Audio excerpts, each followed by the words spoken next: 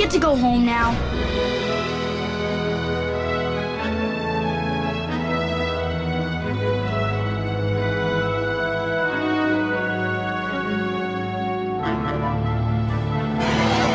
It seems like the more effort filmmakers put into an animated feature, the more uninspired and technically unimpressive its video game translation is.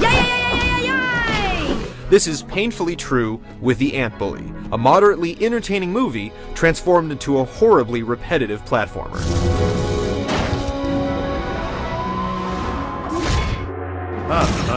Situation. You play as Lucas, known as the Destroyer to the Ants. The little guy gets even smaller when a potion drops him to the same size as his former insect slaves. This apparently isn't enough for him to learn his lesson, so the ants task him with completing the most boring missions they can think of.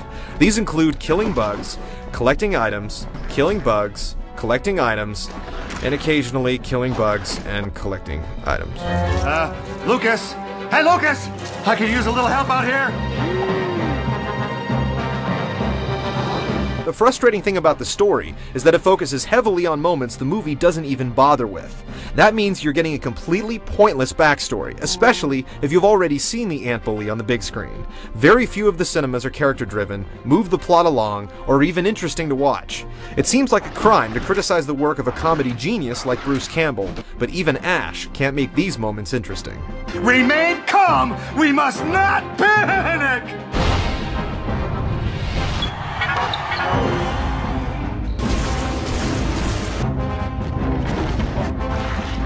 The few unique elements to Ant Bully's gameplay wear off very quickly. Lucas can perform a quick roll and interact with various items in the environment. These include climbing walls, hoisting heavy rocks, and communicating with other ants when he needs a little backup. Pressing X in telepathic hotspots summons these familiars to form a ladder, bridge, or slingshot. I've got your back all the way. The only other strategy is in how you use your 4 weapons: a staff, a silk shooter, a dart gun, and seed bombs. And part of this strategy is working around the sluggish and finicky combat control. The lock-on feature isn't very trustworthy, and even when you manage to swing in the right direction, your attack will frequently pass right through your target, and sometimes vice versa.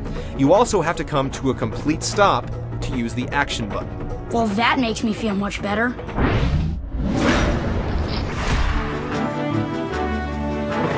Gotta be faster than the earwig. The only things that can make repetitive combat worse are repetitive missions that require you to use it. Aside from a few boss battles, you fight the same bug types over and over and over and over. We're not saying it's easy to tell ants apart, but it doesn't look like the developers made much of an effort. I couldn't have done it better myself. Now that I believe. The only impressive element of the design is the wide outdoor environments. The textures, draw distance, and level layout aren't particularly engaging, but the areas are big. This can be annoying, however, because you're teleported back to the huge ant colony after every mission, only to run all the way back to be assigned the next one. For a world this large, it has a surprisingly low level of depth. There are numerous invisible walls and an embarrassing number of characters to talk to, considering you're surrounded by ants. I work better alone. We're not sure why movies based on animated films for children try desperately to be nothing like the films they're based on. The Ant Bully both succeeds and fails at this.